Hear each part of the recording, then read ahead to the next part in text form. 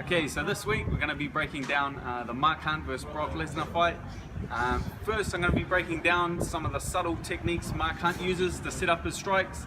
A lot of people just see him plodding forward and throwing bombs and knocking people out, and they don't give him enough credit for his great setups and the footwork. Just because he's not jumping around and moving a lot doesn't mean that he doesn't have great footwork. So we'll get into the first technique and break it down. A lot of the time we see Mark standing in front of his opponent, but he's actually off and has his lead leg in line with his opponent, away from his power. So if Kai was to throw his right hand, I'm actually out of range.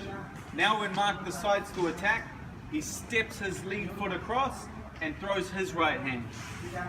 That's going to get your opponent to do one of two things. When I step across, my opponent's either going to lean away from my power and I can throw as he's leaning away, or as I step across, he's going to change levels and come in for the takedown and I can fire my uppercut.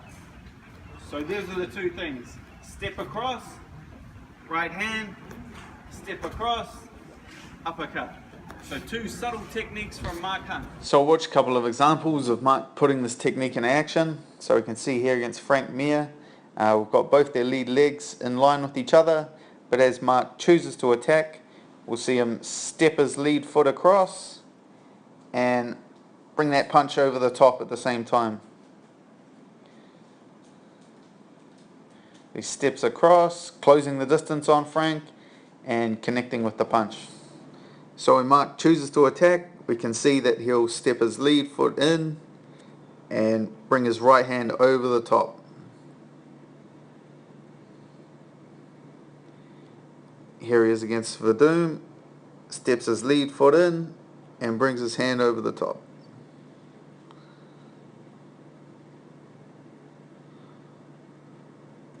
So now we'll watch how Mark adjusts to an opponent that's trying to take him down. So as Mark stepped across, his opponent has changed levels and come in for a takedown. And so Mark's adjusted his overhand and come with the uppercut instead. So now we'll watch how Mark's future opponent, Brock Lesnar, reacts to this technique. So we can see here they both have their lead legs in the same line. But as Kane chooses to attack, we'll see him step his lead foot forward and bring that punch over the top. We can see Brock's trying to move his head away from the punch and shoot him for a takedown, but he kind of falls off balance and stumbles off.